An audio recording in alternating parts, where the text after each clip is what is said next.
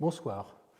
Dans cette deuxième séance de mon cours sur les formes urbaines en mouvement, je voudrais m'arrêter sur ce qui forme le sous-titre de mon propos, c'est-à-dire la notion d'interurbanité.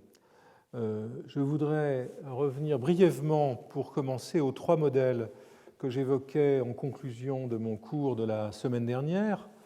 Ces trois modèles que je conteste, ou plutôt par rapport auxquels je voudrais prendre quelques distances, sans nécessairement considérer qu'ils soient inutiles, complètement obsolètes ou négatifs, mais ce ne sont en tout cas pas ceux que je voudrais faire fonctionner ici. Donc un modèle qui voit les villes à l'intérieur du dispositif des empires et des systèmes de fondation, un modèle qui insiste sur l'impact, l'action à distance des internationales prescriptives, en particulier les congrès internationaux d'architecture moderne.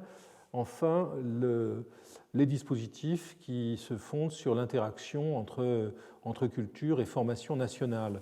Le quatrième modèle que je voudrais évoquer aujourd'hui est celui des dispositifs interurbains.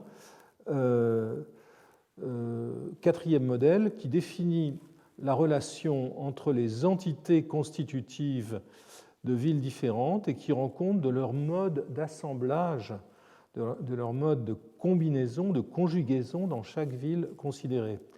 L'histoire suggérée n'est donc pas tant l'histoire des relations entre les villes prises en tant que telles comme des méga-objets, mais bien plutôt une histoire de la circulation des rues, paradoxale, circulation des espaces de circulation que sont les rues, des places, des bâtiments, que les concepts de la théorie littéraire et des mathématiques, ainsi que certaines techniques artistiques permettent d'interpréter. Évidemment, ces concepts ont déjà parfois connu des usages dans le champ de l'architecture. Je ne prétends pas toujours innover en la matière. Les relations entre les villes peuvent faire l'objet d'un ensemble de réflexions placées à l'enseigne du comparatisme urbain. C'est ce qu'a fait, par exemple, il y a quelques années, David Mangin, en s'aidant, ou plutôt en collectant les travaux d'Alain Bourdin, de Jean-Marc Hoffner, de Dominique Lorrain, venus du champ des sciences sociales. Dans cette utile anthologie que vous voyez à gauche, comparer des villes, comparer des architectures, il a aussi repris des textes déterminants. Je pense à celui du regretté Manuel Solá Morales sur les villes de l'arc méditerranéen, donc publication que l'on souhaite voir un jour apparaître sous forme d'un vrai livre. Mon propos, ceci dit,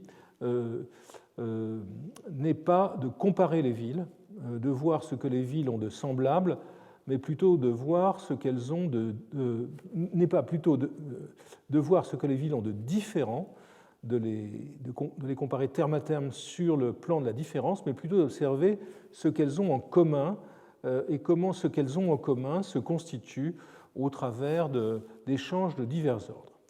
Ce modèle qui permet de considérer dans leur diversité, mais surtout dans leur similitude, les relations entre deux scènes ou deux formes urbaines, est éclairé par la théorie littéraire, comme je l'ai déjà dit lors du premier cours.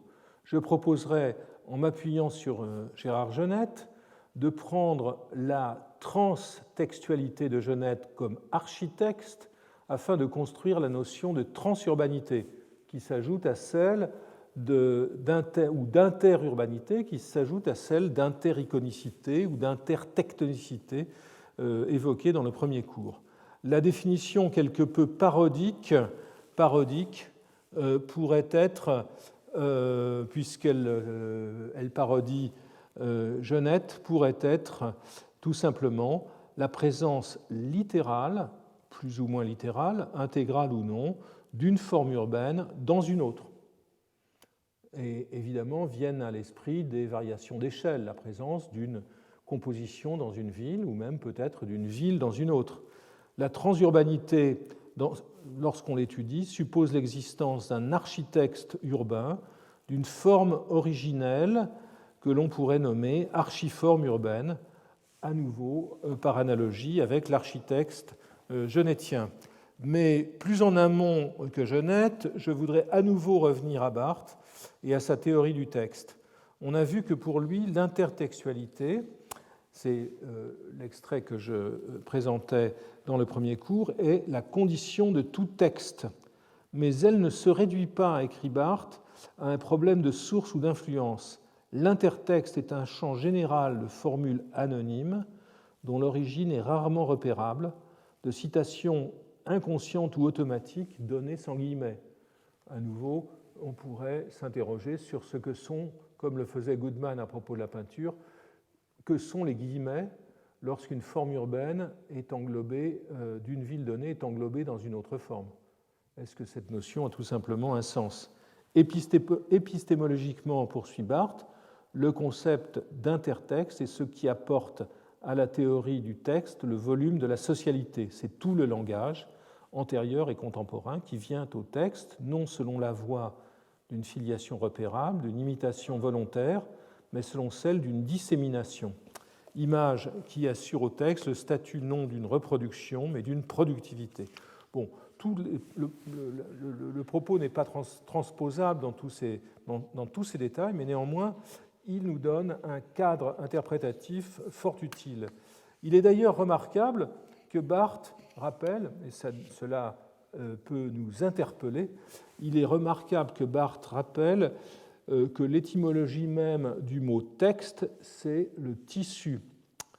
Alors que précédemment, écrit-il, la critique mettait unanimement l'accent sur le tissu fini, le texte étant un voile derrière lequel il fallait aller chercher la vérité, le message réel, bref le sens, la théorie actuelle du texte, écrit Barthes, se détourne du texte voile et cherche à percevoir le tissu dans sa texture, dans l'entrelac des codes, des formules, des signifiants au sein duquel le sujet se place et se défait, telle une araignée qui se dissoudrait elle-même dans sa toile. Et c'est bien donc, de mon point de vue, dans cette recherche de la texture du tissu qu'il s'agit de s'engager, en observant des opérations qu'il est possible d'assimiler à des figures littéraires. J'en citerai quelques-unes, une petite collection d'opérations.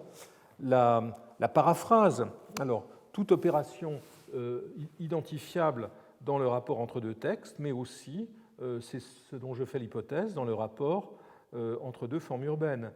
La paraphrase ou opération de reformulation aboutissant à un énoncé contenant le même signifié ou ayant une même structure profonde, mais dont le signifiant est différent, notamment plus long. Donc c'est un texte qui n'est pas reproduit en tant que tel, mais un texte qui génère un autre texte, en général plus verbeux ou plus détaillé.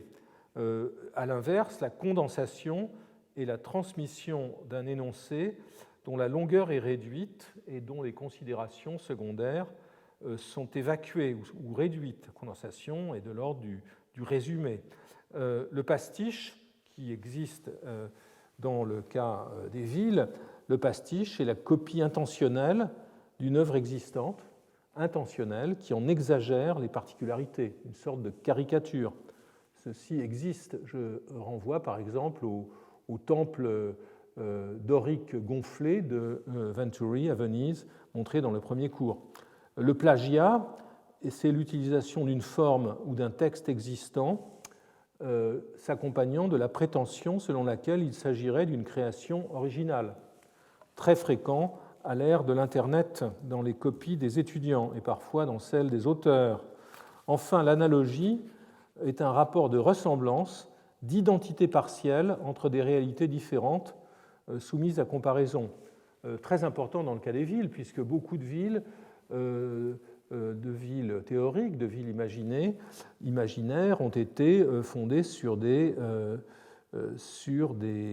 comparaisons, des analogies, des comparaisons analogiques. Je pense aux villes anthropomorphes, aux villes construites selon le modèle d'un corps humain, aux villes machines. Je pense à la ville forêt, qui est la ville qui se fonderait sur les théories de l'abbé Laugier, aux villes sanatoria, aux villes hygiéniques du mouvement moderne, aux villes usines du même mouvement moderne, et pourquoi pas, en lisant Christopher Alexander, aux villes arbres ou semi-treillis. Un autre champ de réflexion à propos du transfert des formes urbaines est celui que suggère la géométrie, lorsqu'elle rend compte des différents modes de duplication des formes planes auxquels on peut assimiler les plans de ville et leurs fragments, qui sont fondamentalement, bien que la topographie ait un sens profond et pragmatiquement incontournable, les villes peuvent être assimilées à des formes planes. Il est ainsi possible de mobiliser des opérations distinctes que je présente ici. Ce sont toutes des opérations qui conservent la forme initiale. Il y en aurait d'autres qui la déformeraient, mais je m'intéresse essentiellement à celles qui conservent la forme initiale.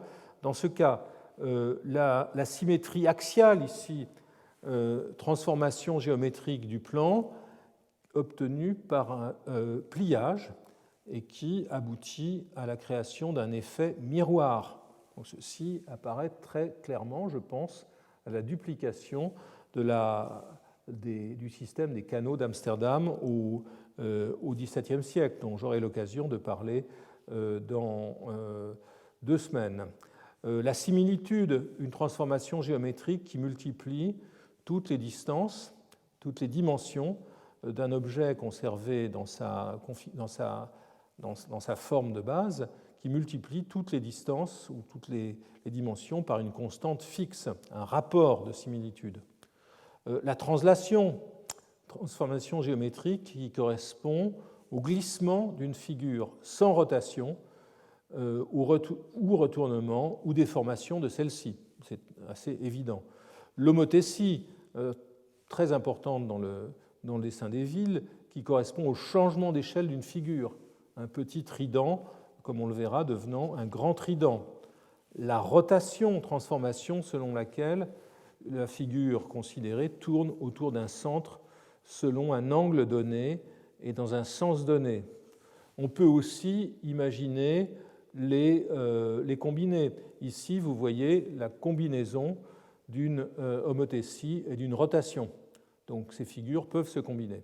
Et je voudrais enfin évoquer une autre figure, une autre relation qui est d'un ordre complètement différent, puisqu'elle n'est pas fondée sur la conservation de la forme géométrique, et une opération qui est certainement tout à fait pertinente dans l'observation des villes, c'est l'isomorphisme, c'est-à-dire, encore une fois, ce n'est pas une transformation géométrique, mais une application bijective qui préserve la structure des deux ensembles considérés, et dont l'application réciproque préserve aussi la structure. Donc vous voyez ici ces deux graphes qui nous montrent que le rapport entre, à gauche, si on assimile A à gauche à 1 à droite, eh bien, le rapport que A entretient avec H et avec I, qui est un rapport direct, est conservé avec, à droite, I qui devient 4 et H qui devient 2.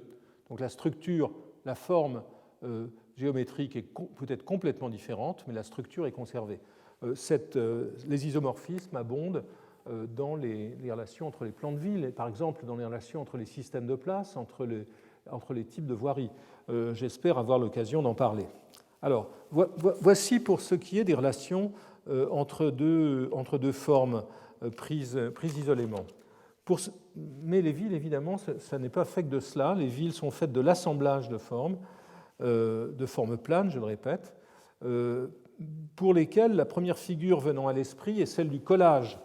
Et évidemment, le livre qui vient à l'esprit dans cette perspective est celui de Colin Rowe et Fred Cutter, qui s'intéressait à l'assemblage, à la manière dont les morphologies hétérogènes constituant la plupart des villes étaient fondées sur la juxtaposition de fragments autonomes.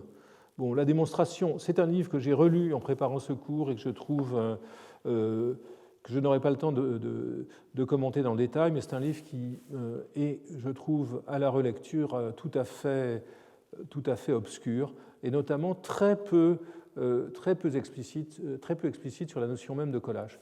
Collage est le titre dont il a été affublé, mais qui finalement est un peu une opération de camouflage par rapport à des considérations parfois extrêmement bien écrites, mais parfois filandreuses. En revanche, il n'est pas inutile de revenir aux collages eux-mêmes, aux collages cubistes. Je rappelle que c'est une opération inventée par les cubistes dans la première décennie du XXe siècle. et que le collage a comme caractéristique donc la juxtaposition et parfois la superposition de formes planes qui peuvent avoir des textures différentes ou qui en tout cas ont des motifs issus de toute une série de productions imprimées ou autres, et parfois même s'accompagnant d'objets tridimensionnels appliqués sur la toile. Donc vous voyez un collage de Picasso ici, encore plus divers, encore plus mixte furent les collages de Schwittertz qui préparait la construction de son Märzbau de Hanovre, avec notamment le jeu de la typographie. D'autres formes d'assemblage étant rapidement inventées, et je pense notamment au cadavre exquis surréaliste, forme particulière de collage sans colle, obtenue par pliage, puisque vous savez que la définition du cadavre exquis est que les dessinateurs, les auteurs ne voient pas la forme antérieure, ils n'en voient que les points sur lesquels ils peuvent greffer, si je puis dire, leur propre dessin avant de laisser sur leur fragment de papier des points en attente pour le prochain. Donc c'est un système dans lequel chaque figure ne se rattache à la figure antérieure dissimulée que par des points de contact. Pour en rester avec les surréalistes, je suis intrigué par un autre procédé sur lequel j'aimerais bien réfléchir plus avant et qui me semble s'appliquer particulièrement aux formes urbaines. C'est le procédé du frottage qui fut inventé quelques années après le collage, opération par laquelle le relief de fragments d'objets existants, la texture de fragments d'objets existants, relief ou texture sont interprétés, atténués ou accentués par l'opération de frottage, par l'application d'une feuille de papier sur lequel qui prend le relief, le motif de l'objet sur lequel il est posé. À en croire Max Ernst qui inventa cette technique, il le fit un jour de pluie pendant l'été 1925 en appliquant du papier sur le parquet d'une chambre d'hôtel de la Côte d'Azur, puis en frottant ce papier avec un crayon noir pour en reproduire les nervures. Il donnera l'année suivante les premiers exemples saisissants autant qu'énigmatiques de ces assemblages de textures que vous voyez ici dans son recueil Histoire naturelle, dont plus d'une planche, notamment celle de droite, ressemble à la vue verticale d'un territoire. Est-ce qu'on peut parler de frottage de plagiat par anticipation ici, que le frottage révèle un territoire alors qu'il a été fait complètement indépendamment de toute perspective urbaine ou géographique, je n'en sais rien. Plus proche des mécanismes concrets de production des ensembles urbains que les collages aux bords toujours un peu trop nets, sauf peut-être dans ce cas-là, mais les bords, vous les voyez ici, sont très nets et linéaires. Les frottages rendent compte des superpositions de trames qui existent souvent dans les villes, comme ces œuvres sédimentées aux bords effilochés et incertains, dans certains cas, pas dans tous, il y a une grande variété de frottages chez Ernst.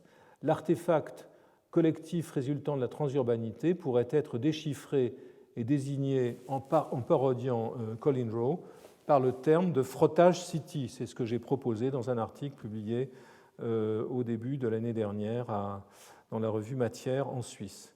Alors, nous parlons ici avec le collage, le cadavre exquis ou le frottage d'opérations qui se déploient sur deux dimensions, sur le papier. Dans les villes réelles, orthogonalement, si je puis dire, aux opérations menées dans les deux dimensions de la surface des villes, la superposition ou la sédimentation des formes peut être pensée comme un palimpseste, à l'image des papyrus ou des parchemins sur lesquels un texte antérieur, dans une période où ces supports étaient très coûteux, donc un texte antérieur restait partiellement visible après avoir été gratté, visible sinon lisible sous un nouveau texte. En voici un magnifique exemplaire byzantin Vous voyez transparaître les dessins antérieurs et quelques énoncés antérieurs sous le texte, le deuxième texte. Ici, voilà. Ici, à gauche, un autre palimpseste, celui-ci, un palimpseste du Coran trouvé au Yémen, sous lequel on voit apparaître finement le texte antérieur. Et à droite, un exemple urbain. Comme les textes admis effacés des palimpsestes, les fondations et parfois les murs des villes antérieures transparaissent dans les plans postérieurs. Ici, c'est le quartier florentin de Santa Croce, dans lequel la forme d'un amphithéâtre romain antérieur est celle qui a généré le tracé des voies. Ensuite, les voies sont passées plus ou moins à travers cet amphithéâtre, dont on retrouve, lorsqu'on examine le plan, dont on retrouve les murs, les murs séparant les différents segments du théâtre, de l'ellipse du théâtre, à l'intérieur des immeubles contemporains, des immeubles d'aujourd'hui.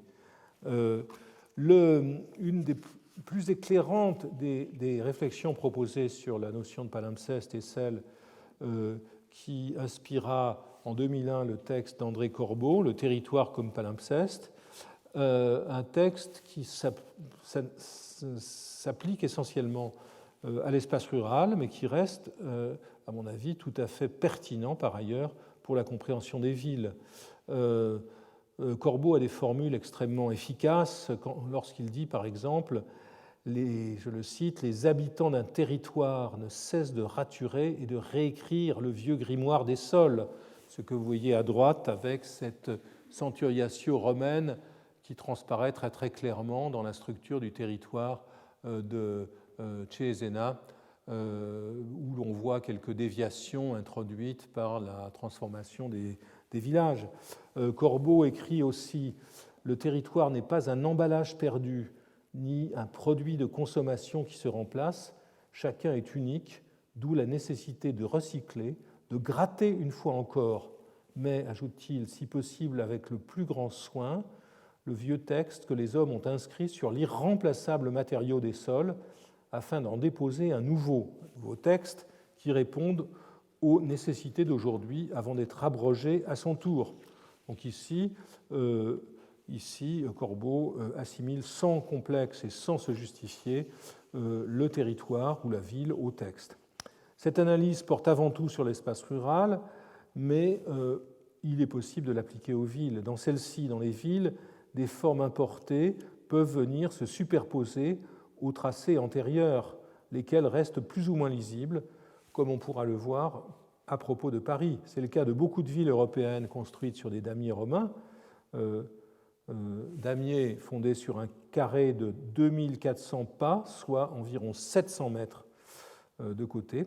C'est le cas aussi de certaines villes espagnoles d'Amérique qui furent édifiées sur des villes précolombiennes en partie et seulement en partie détruites.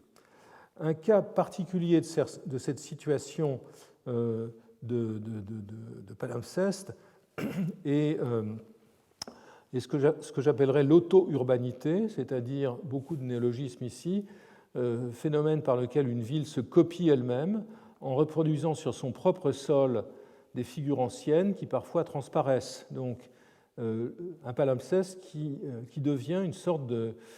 qui se conjugue avec une opération de citation. Et ici, c'est un autre auteur qui me vient à l'esprit. Je pense à Bruno Latour dans son magnifique livre « Nous n'avons jamais été modernes ». Ce qui me vient à l'esprit, c'est ce passage dans lequel il considère, je cite, que le passé n'est pas dépassé, mais repris, répété, entouré, protégé, recombiné, réinterprété et refait. C'est ce que permet l'opération du palimpseste.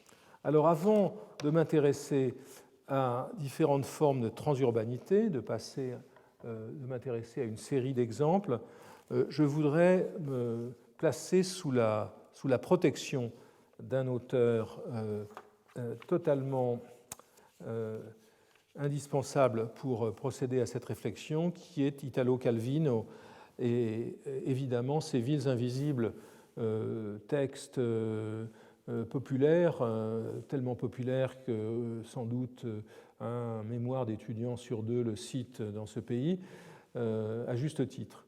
Ce qui m'intéresse dans le livre de Calvino, ce ne sont pas tant les villes prises de manière isolée, ces villes qui chacune sont développées à partir d'un trait, d'un caractère exacerbé, mais ce qui m'intéresse, c'est ce qui est sous-jacent et ce que Calvino place dans la bouche de Marco Polo, parlant à Kubilai Khan.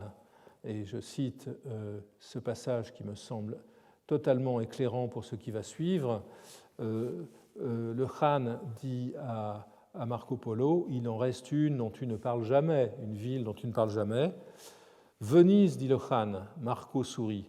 Chaque fois que je fais la description d'une ville, je dis quelque chose de Venise. Quand je t'interroge sur d'autres villes, je veux t'entendre parler d'elle et de Venise quand je t'interroge sur Venise. Pour distinguer les qualités des autres, dit Polo, je dois partir d'une première ville qui reste implicite, donc une ville source, comme je me plais à le dire. Pour moi, c'est Venise. Et effectivement, on peut s'intéresser aux manifestations de Venise qui ne sont pas nécessairement les manifestations directes des formes de Venise, des formes concrètes de Venise, de son lexique urbain, de ses échelles, etc., mais qui peuvent être des manifestations, des représentations de Venise. Et l'exemple que je voudrais évoquer ici, présenter ici, est celui de Canaletto à Londres.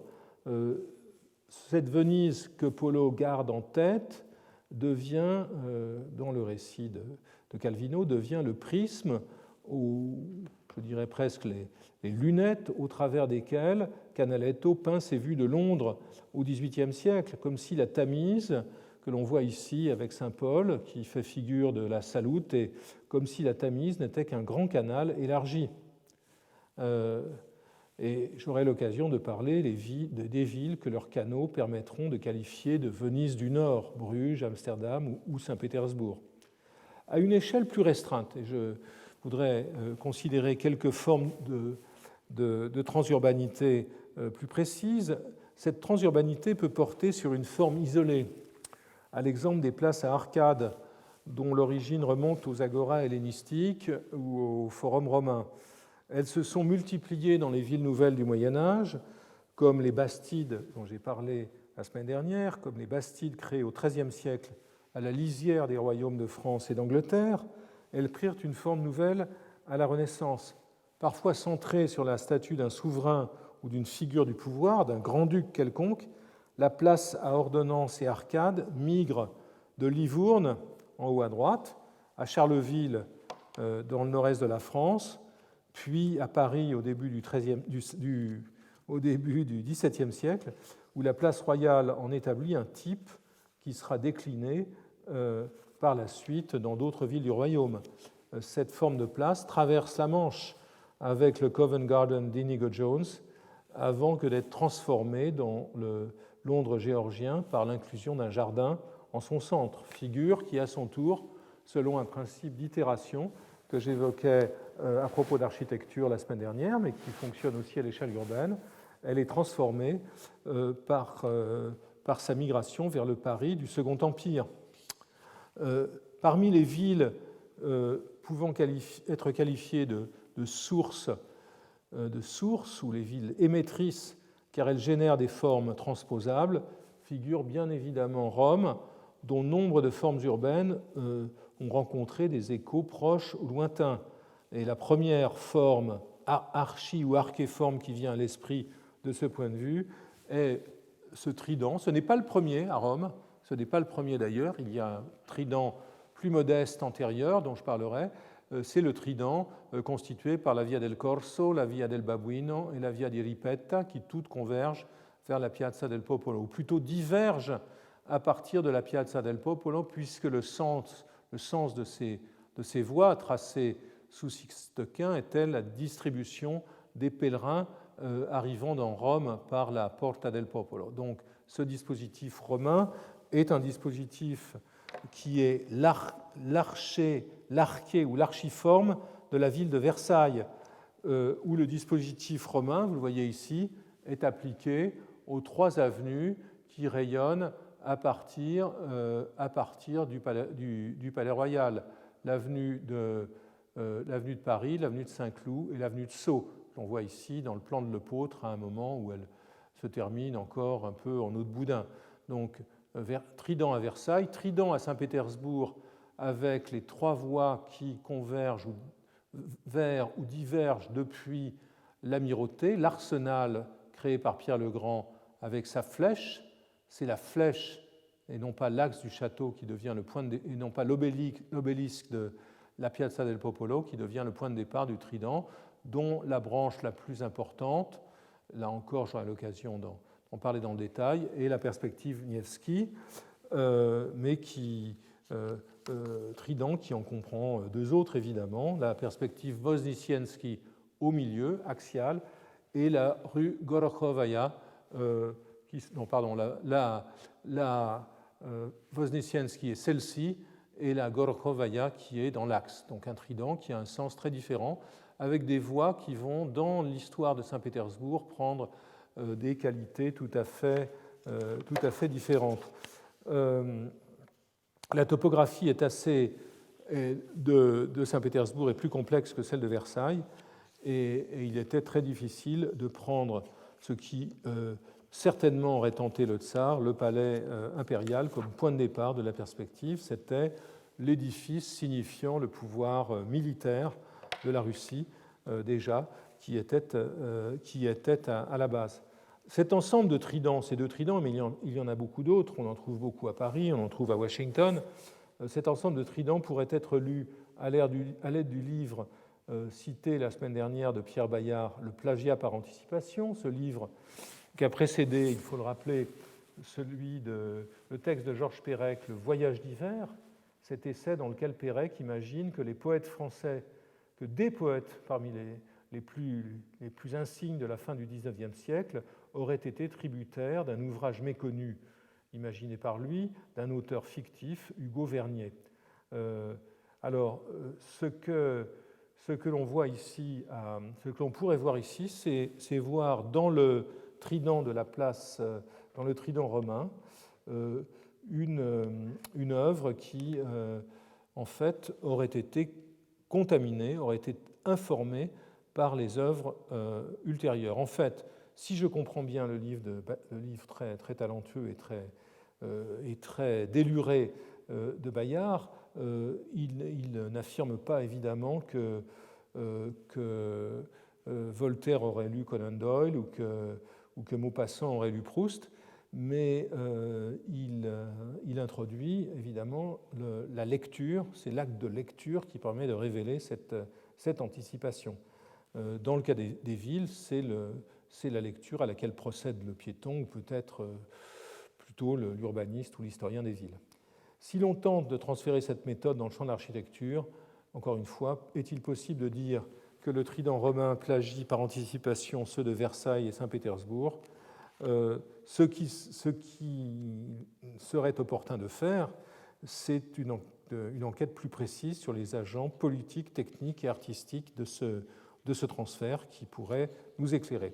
Dans le cas de Saint-Pétersbourg, je voudrais évoquer une autre forme d'interurbanité ou de transurbanité, c'est celle qui porte sur le plan d'ensemble de la ville. Dans la première moitié du XVIIIe siècle, lorsque la ville est fondée par Pierre le Grand, elle est fondée en 1703, lorsque l'aménagement de la ville, le tracé de la ville débute, Saint-Pétersbourg hésite, si je puis dire, en personnifiant la ville, entre le principe déjà obsolète d'une ville idéale et fortifiée, que vous voyez à droite, complètement centrée sur le palais du souverain. C'est ce qu'imagine le Français Jean-Baptiste Alexandre Leblond, donc une ville de pouvoir civil et militaire, et une ville marchande, c'est ce que vous voyez à gauche, le projet de Domenico Trezzini, qui est une ville de négociants réglée par une trame de canaux à la manière d'Amsterdam. C'est en définitive un système hybride qui sera choisi. avant que finalement les canaux soient bouchés, et que, ainsi que l'a noté l'historien français de Saint-Pétersbourg, Louis Réau, avant que la nouvelle Amsterdam rêvée par Pierre le Grand devienne finalement un nouveau Versailles. Donc je reviendrai sur Saint-Pétersbourg plus précisément, en y voyant notamment, en y lisant autrement le rapport à Paris et aux villes françaises. Pour poursuivre, je ne parlerai pas aujourd'hui de Washington, troisième et dernière capitale des États-Unis, ce ne fut pas la première, qu'André Corbeau a, comme Saint-Pétersbourg, qualifié de ville française. Mais je voudrais parler de Londres, où se trouvent certaines des archiformes, des archéformes, des formes originelles de la première capitale des États-Unis, qui fut, après la guerre d'indépendance, New York. New York, qui d'ailleurs avait été détruite, pratiquement complètement incendiée, au moment de cette guerre d'indépendance. Au cours de la période dite fédérale qui fit suite à l'indépendance, les îlots de New York, antérieurs au plan des commissaires de 1811, furent formés, comme vous le voyez ici, de maisons mitoyennes qui reproduisaient les alignements de Bedford Square et d'autres places et d'autres rues des quartiers géorgiens de Londres. La ressemblance entre ces deux voies est tout à fait troublante, surtout lorsqu'on voit des vues, lorsqu'on les voit dans des photographies en noir et blanc, car la brique était noire à Londres est devenue rouge à New York. Dans le cas de Paris, Londres est clairement aussi une ville qui a beaucoup observé Londres, qui a beaucoup observé Paris et qui observera encore beaucoup Paris. J'y reviendrai. Napoléon III a beaucoup pensé à Londres en programmant les transformations de Paris. On le perçoit dans les espaces vides avec l'interprétation parisienne des squares londoniens, espaces privés outre-Manche où il contribue à la régulation des estates géorgiens dont j'ai parlé, mais qui deviennent publics dans les promenades du Paris haussmannien. On le voit à droite. En revanche, rue de l'Élysée, face au palais éponyme, c'est une véritable rue londonienne qui est recréée avec la hiérarchie verticale de ses étages et de ses cours anglaises.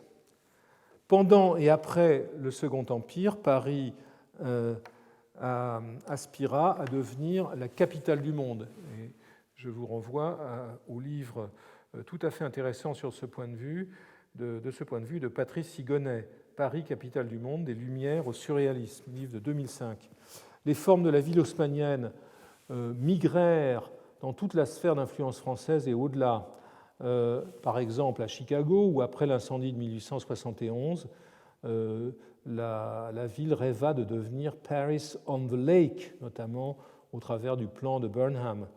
À New York, les élus réformateurs, on le verra, et quelques architectes formés aux Beaux-Arts dénoncèrent le damier de 1811 et proposèrent de le recouper par des diagonales qui permettaient de créer, comme à Paris, des occasions monumentales.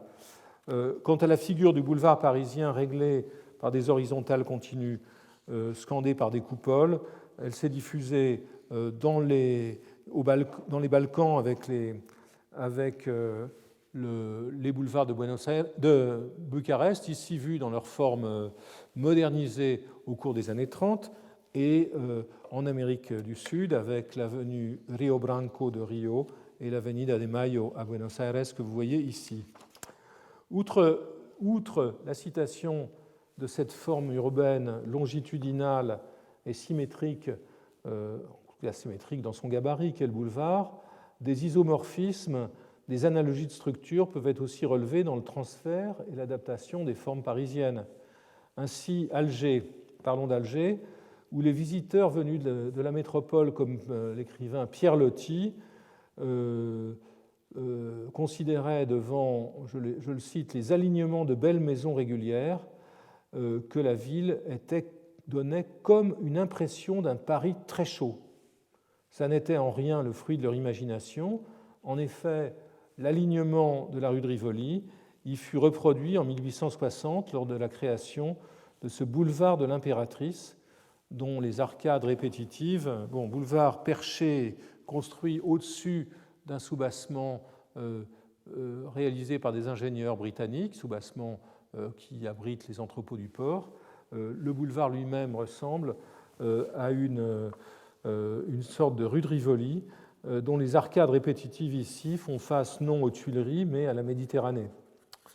Une soixantaine d'années plus tard, et je reste dans l'Empire français, lorsqu'Henri Prost, l'urbaniste du protectorat français au Maroc, qui est d'origine lorraine, crée pour le résident général Lyotet, né à Nancy, une grande place administrative, vous la voyez en haut, c'est à Nancy qu'il emprunte son archiforme, les places Stanislas et de la Carrière, dont l'espace urbain marocain est isomorphe. Donc les deux places, deux rectangles qui sont placés orthogonalement, dont l'un est tout à fait étiré, c'est évidemment ce que propose Prost ici, comme Héré de Corny l'avait réalisé à Nancy.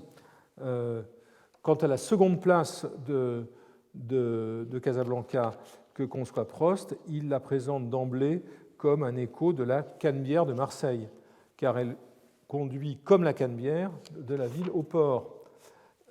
Et si on regarde ce plan de 1915 de Prost avec l'idée de cette Canebière conduisant du centre au port, on peut, pour peu que l'on cadre plus largement ce plan, le confronter à celui de Burnham pour Chicago, que Prost ne pouvait ignorer, tout le monde le connaissait dans le milieu de l'urbanisme français, qui nous montre cette ville demi-radioconcentrique, puisque les cercles sont interrompus par le lac Michigan. Eh bien, c'est une ville du même ordre que Prost conçoit à Casablanca, en tenant compte, en devant déformer la forme idéale du cercle pour tenir compte des coups partis et des lotissements déjà engagés lorsqu'il a commencé en 1914 l'élaboration de son plan.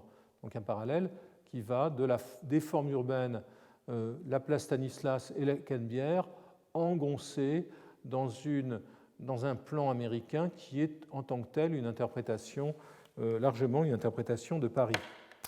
Il y a donc dans ce cas un tressage complexe de citations de formes simples, les places et les boulevards, et d'isomorphisme. Loin de se limiter à être un réceptacle de formes européennes, Chicago est aussi constitutive d'archiformes urbaines. Ainsi, à l'origine de la théorie de la cité-jardin d'Ebenezer Howard, formulée, on le sait, en 1898, se trouve le faubourg-jardin de Riverside, conçu en 1867 par Frederick Law Olmsted, au sud de Chicago, lié à Chicago par une voie de chemin de fer, dont une des sources est le lotissement parisien du Vésinet, qui est inséparable du chemin de fer de Paris à Saint-Lazare. Et c'est dans cette ville de Chicago que l'on qualifiait, à la fin du XIXe siècle, l'on décrivait comme étant la ville-jardin, Urbs in Orto, ou la métropole de la nature, que Howard a conçu son système. Un système dont le rayonnement sera considérable. Et ici, du point de vue de l'interurbanité, j'évoquerai deux niveaux de circulation du système de Howard, qui est d'une part le niveau structurel, presque topologique,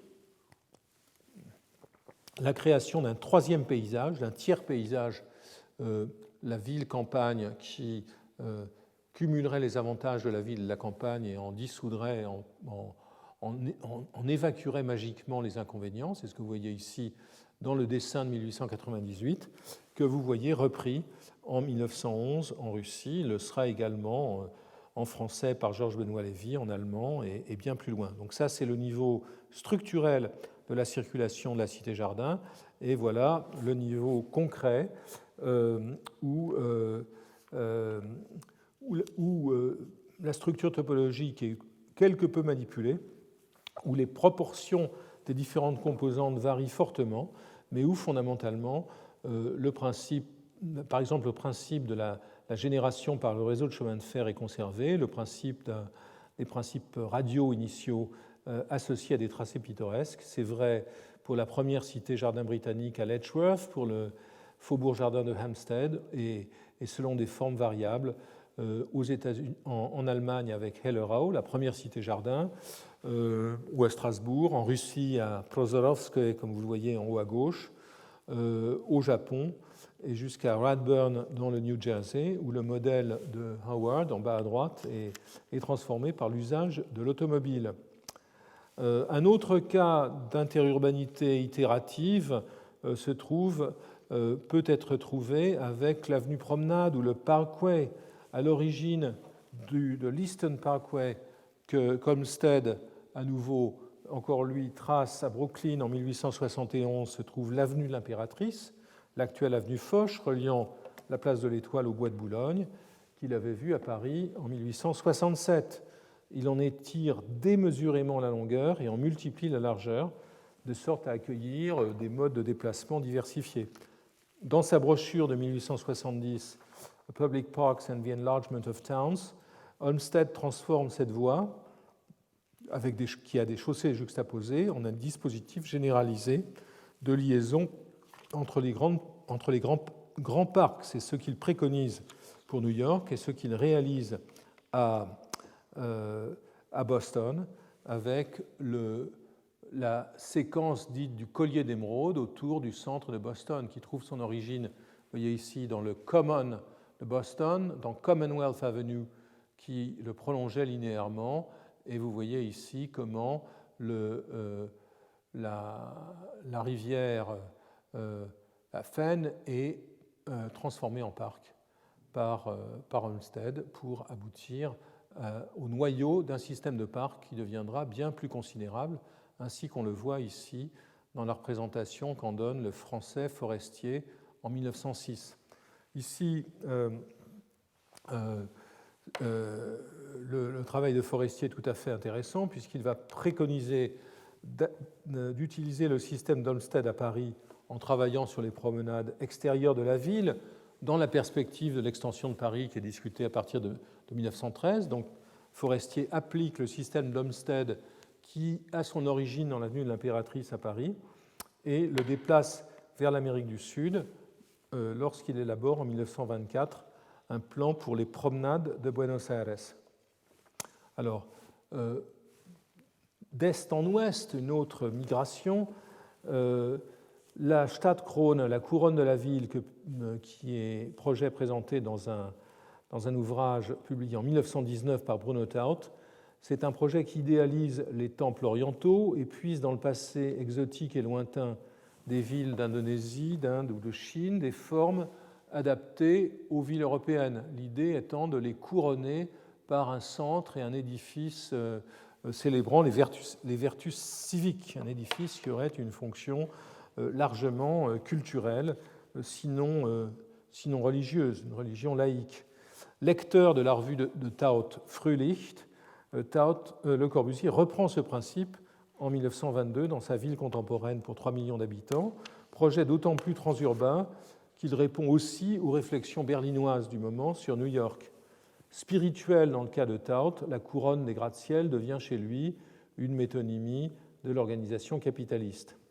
Un regard plus soutenu sur ce projet instaurateur ferait apparaître bien d'autres archiformes, formes originelles que la Stadtkrone. Le Corbusier s'appuie sur sa connaissance des immeubles à redans d'Hénard, qu'il a calqué, comme on le voit à gauche, en 1915 à la Bibliothèque nationale. Il s'appuie sur le projet de Ville-Tour étudié par Perret depuis 1920 et sur des précédents américains comme Grand Central Terminal à New York, source du nœud ferroviaire coiffé d'une piste d'atterrissage située en plein centre de la ville contemporaine, que l'on voit, que l'on devine sur cette perspective ici. La transurbanité synchronique ici se compose avec la diachronie. Quant à l'espace central de cette ville contemporaine, il peut être rapproché du Palais Royal de Paris et du Parc de Versailles. C'est ce qu'a proposé Francesco Passanti, excellent corbusologue. Et son tracé d'ensemble, celui de la ville contemporaine, se trouvera justifié par une allusion explicite au plan de Pékin, comme si, et là encore, peut-être pourrait-on s'amuser à appliquer les théories de Bayard et voir dans Pékin dans le plagiat par anticipation de la ville contemporaine de Le Corbusier. Ce plan que vous voyez ici reproduit avec des commentaires flatteurs dans les pages d'urbanisme, un plan présenté comme un modèle d'ordre Le Corbusier écornant au passage les Européens qui ont voulu coloniser la Chine. Les stratégies de persuasion de Le Corbusier, très intenses et très récurrentes, passent aussi, il faut le dire, par ce que j'appellerais une transurbanité négative, fondée sur l'opposition entre une forme urbaine faisant office de repoussoir et celle qui lui est opposée. C'est le cas, par exemple, avec cette page d'urbanisme où la confusion de Manhattan est dénoncée pour souligner, par contraste, l'ordre et la rationalité de la ville contemporaine. Un autre cas de transurbanité qui m'intéresse bien et qui figure dans mon dernier ouvrage sur l'américanisme russe, c'est celui qui voit Nikolai Miliutin, bureaucrate soviétique passionné d'urbanisme, à tel point qu'il passera un diplôme d'architecte à la fin des années 30, appliquer le système de la ville linéaire élaboré en 1894 par Arturo Soria-Imata, l'appliquer aux villes industrielles édifiées dans le cadre du premier plan quinquennal. Ce n'est pas à partir de l'expérience concrète de la Ciudad Lineal de Madrid que vous voyez qu'il élabore ses projets, mais à partir de la publication des dessins de Soria, ici, par Lissitsky, qui les tient lui-même d'un texte publié par le théoricien de la coopération Charles Gilles, donc un mécanisme de transmission assez complexe. Ce système linéaire est formé, est accouplé, si je puis dire, à une transposition de la chaîne de montage de Ford, et c'est de cette liaison étrange et passablement absurde que naît la Sotsgorod, ou la ville socialiste de Miliutin, à un moment où les théories de Ford sont extrêmement populaires en Russie.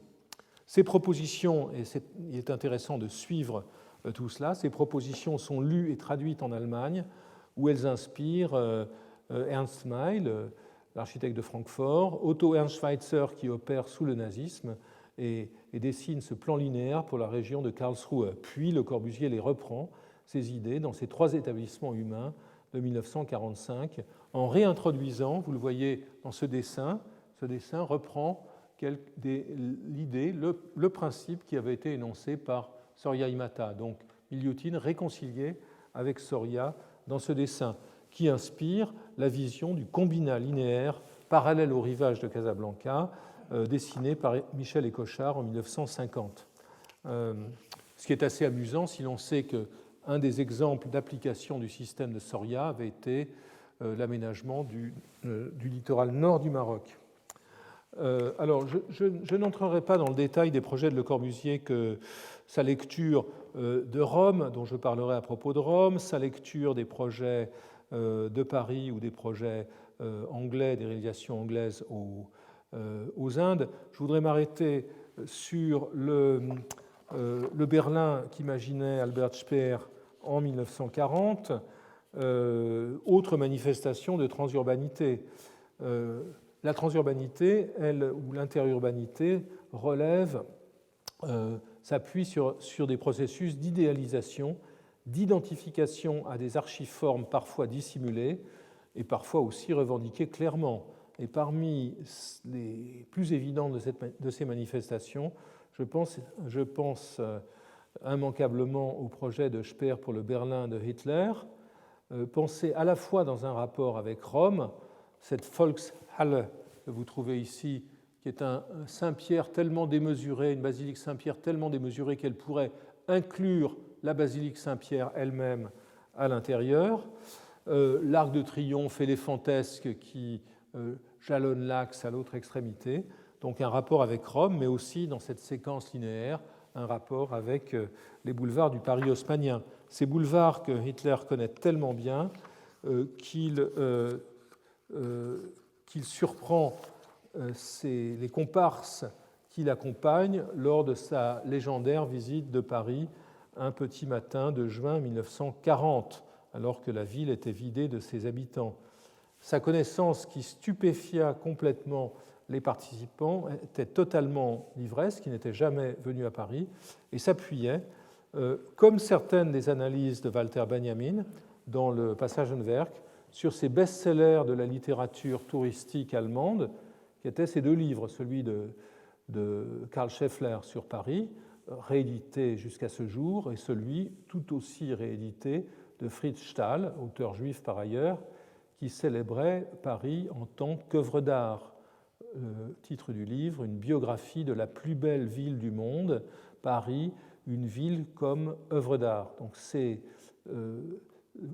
outre le Baedeker qu'il avait appris par cœur, c'est sur ces livres qu'Hitler se fondait pour apprécier Paris. En écho à ces projets, il est tentant de proposer une typologie des relations transurbaines. J'y parviendrai peut-être plus précisément à la fin de ce cours, en proposant par analogie avec la transtextualité de distinguer similitude, paraphrase, parodie, plagiat.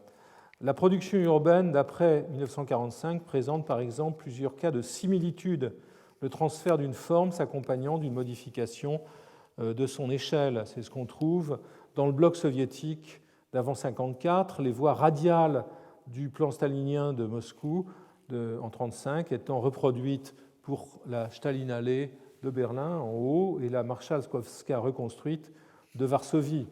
Dans le cas de Paris, en bordure de Paris, le quartier de bureaux de la Défense est tout d'abord conçu, là il y a une espèce de glissement dans la transurbanité, tout d'abord conçu autour d'un axe reproduisant ce que Park Avenue était en train de devenir à New York, avec une voie principale dilatée, avant que le plan définitif d'Ozell en 1964 ne déploie les figures d'une autre opération américaine, le plan de Victor Gruen pour le centre de Fort Worth, dont le contour en forme de poire et les dalles surélevées, vous voyez ce contour ici, et les dalles surélevées ont été reprises.